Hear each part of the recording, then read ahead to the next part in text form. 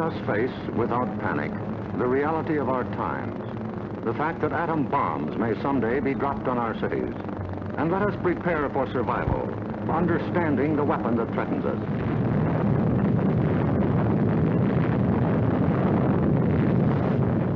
An atom bomb destroys or injures in three ways: by blast, heat, and radioactivity.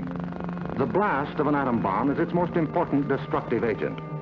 In Japan, whole buildings were flattened by its force. However, many buildings of sturdy construction, even though close to the explosion, remained standing. The principal dangers of blast are flying glass and debris, the fires it may start, and the danger of being crushed in collapsing buildings. The atom bomb destroys by heat. People caught in the open as far as 2 miles away suffered flash burns. Yet, protection could have been easily achieved. Here, a bridge post and rail shielded the surface behind it. Any solid material afforded similar protection. The third weapon of the bomb is radioactivity, thrown off at the instant of explosion. However, the majority of people exposed to radiation recovered completely, including a large percentage of those who suffered serious radiation sickness. Today, they lead normal lives.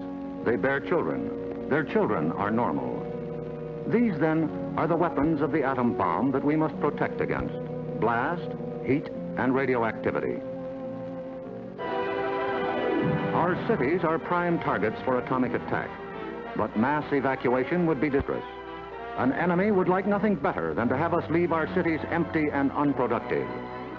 If an emergency should come, our factories will be battle stations. Production must go on if we are to win. Our offices and homes will also be posts of duty, not to be deserted.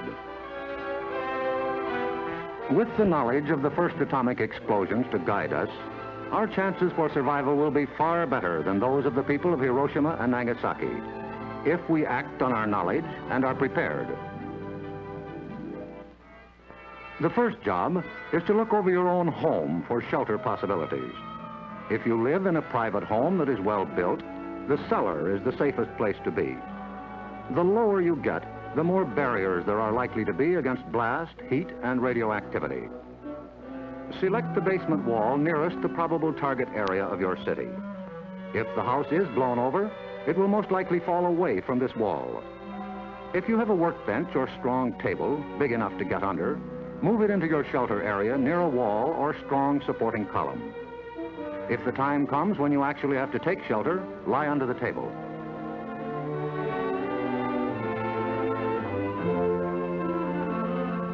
If you live in a home that has no basement, choose a shelter area without windows on the ground floor. An interior hallway is probably best. In time of emergency, the shelter area should be cleared of mirrors and other objects that might cause injury. If you live in an apartment house, rules for taking shelter will be posted in your building. Learn them. Also, learn the location of public shelters in areas where you work or frequently visit. There are many things you can begin doing right now. Fireproof housekeeping is one, so clean up that attic. Keep waste in covered containers. Don't let trash pile up in the yard. Set aside a small supply of canned goods. They're safe from radioactivity. Have a good flashlight on hand. Electric lights may go out. Keep a first aid kit and learn how to stop bleeding. Make a habit of keeping a bottle of fresh water handy. A radio will be important for receiving vital instructions. Finally, prepare the shelter area and collect all necessary shelter equipment.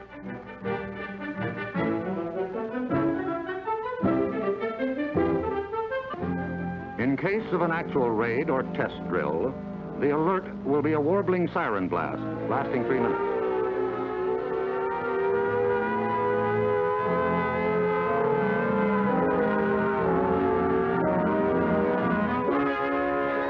Once you hear this, act fast.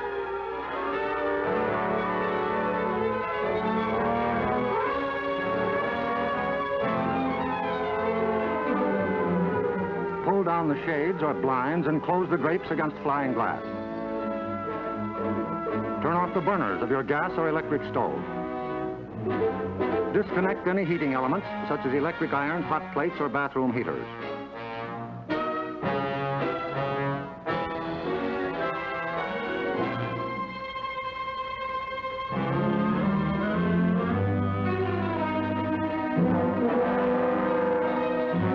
Close all outside doors, but leave them unlocked.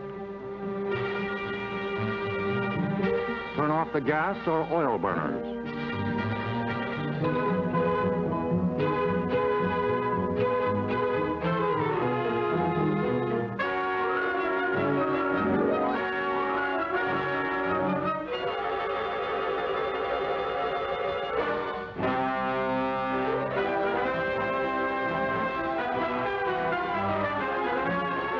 Taking shelter may be a race against time, even when you have some advance warning. But possibly, there may be no time. An attack could come without warning. The sky would suddenly light up. If a doorway is right at hand, use it. If the nearest shelter is more than a couple of steps away, fall to the ground immediately. Flying glass and debris are immediate dangers, so stay where you are until you're sure it's safe to move.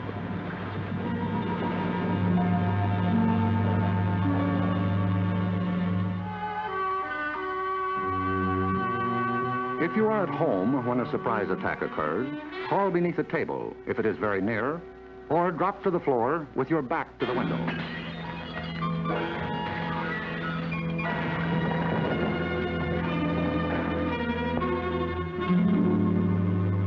The immediate danger is over in about a minute, unless the explosion occurred near the ground or water. In this case, radioactive materials are trapped in the particles of dirt or water thrown up by the explosion. When these particles fall back to Earth, they may be dangerous. So get indoors immediately after a ground-level explosion. Cover broken windows against radioactive dust with blankets or cardboard. Civil defense radiological teams, equipped with radiation survey meters, will check on contamination in any bombed area. Stay under cover until you hear officially that it is safe outside. If you have been exposed to radioactive dust, wash the exposed areas. Pay particular attention to your hair. Get all the dirt from under your fingernails. If the people of Hiroshima and Nagasaki had known what we know about civil defense, thousands of lives would have been saved. Yes, the knowledge is ours, and preparation can mean survival for you. So act now. Someday your life may depend on it.